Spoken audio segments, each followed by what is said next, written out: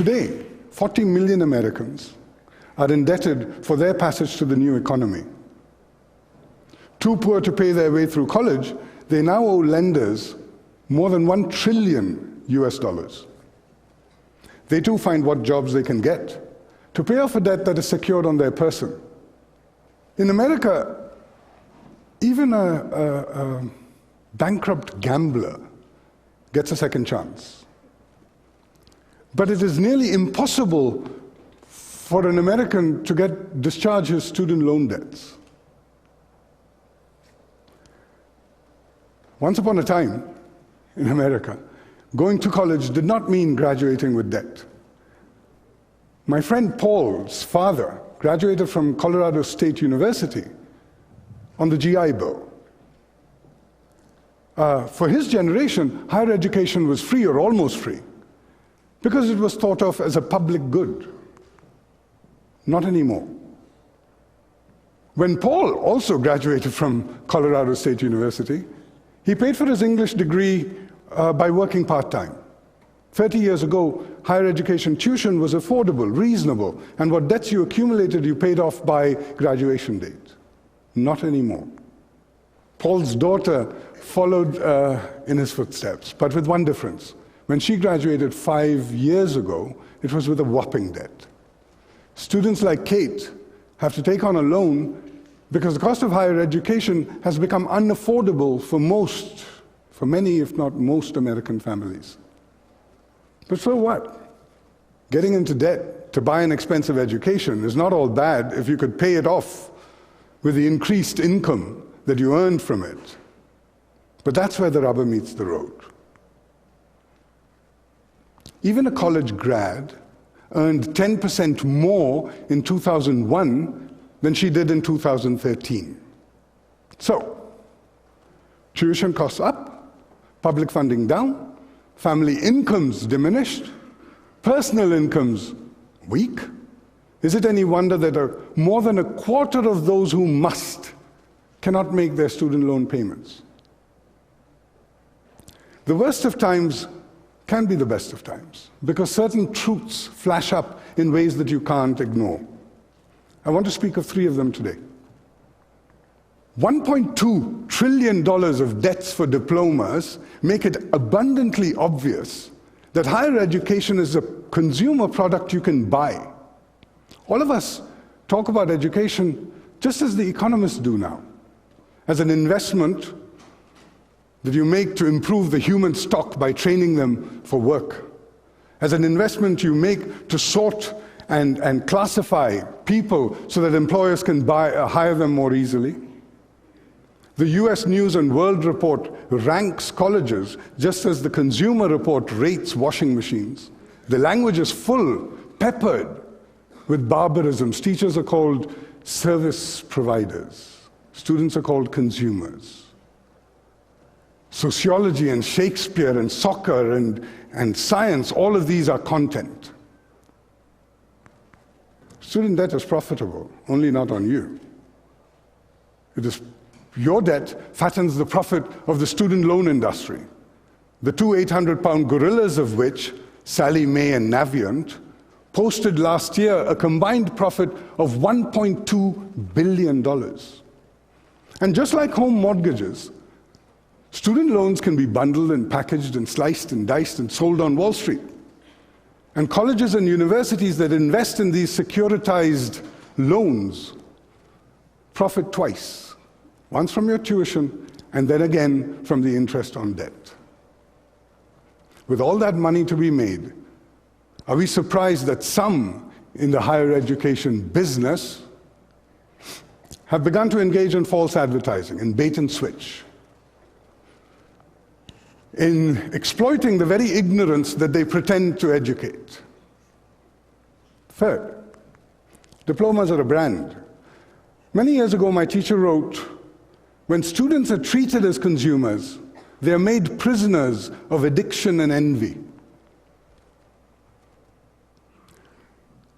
Just as consumers can be sold and resold upgraded versions of an iPhone, so also people can be sold more and more education. College is the new high school. We already say that. But why stop there?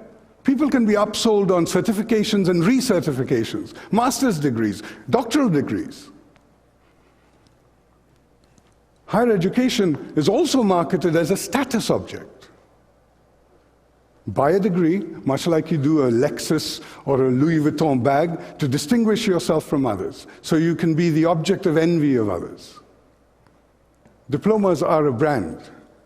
But these truths are oftentimes hidden by a very noisy sales pitch.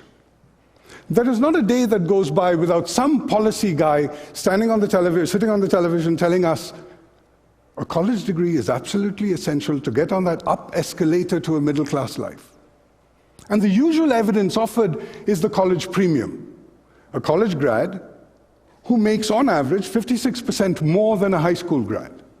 Let's look at that number more carefully, because on the face of it, it seems to belie the stories we all hear about college grads working as baristas and cashiers.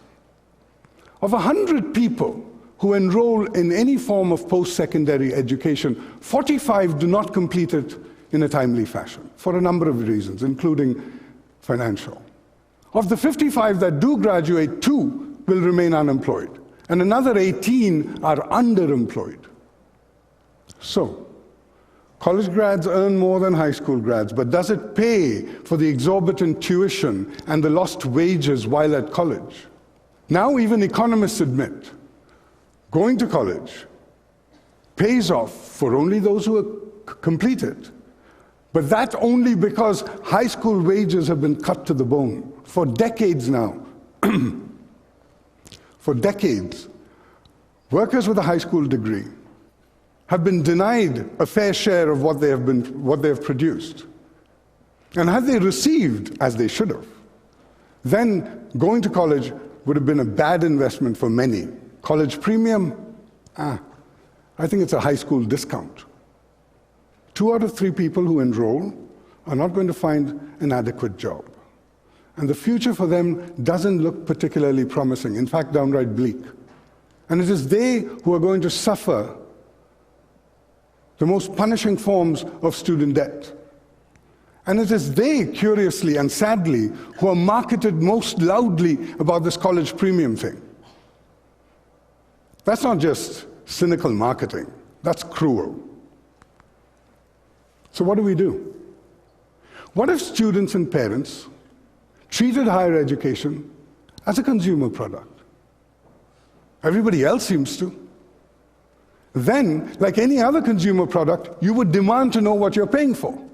When we buy medicines, you get a list of side effects. When you buy a higher educational product, you should have a warning label that allows consumers to choose, make informed choices.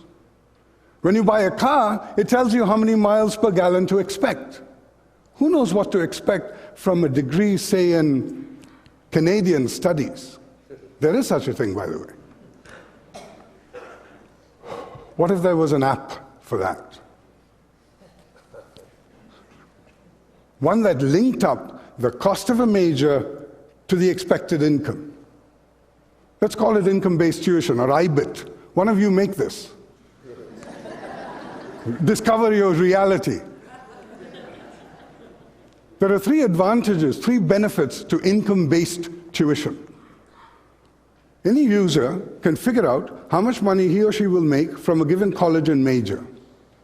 Such informed users are unlikely to fall victim to the huckster's ploy, to the sales pitch, but also to choose wisely. Why would anybody pay more for college than, let's say, 15% of the additional income they earn? There's a second benefit to income-based tuition. By tying the cost to the income, college administrators would be forced to manage costs better, to find innovative ways to do so. For instance, all of you students here pay roughly the same tuition for every major. But that is manifestly unfair and should change. An engineering student uses more resources in facilities and labs and faculty than a philosophy student. But the philosophy student, as a consequence, is subsidizing the engineering student, who then, by the way, goes on and earns more money. Why should 2 people buy the same product, pay the same, but one person receive half or a third of the service. In fact, college grads, some majors, pay 25% of their income servicing their student debt, while others pay 5%. That kind of inequity would end when majors are priced more correctly. Now, of course, all this data, and one of you are going to do this, right? All this data has to be well designed, maybe audited by public accounting firms to avoid statistical lies. We know about statistics, right? But be that as it may, the third and biggest benefit of income-based tuition is it would free Americans from the fear and the fact of financial ruin because they bought a defective product.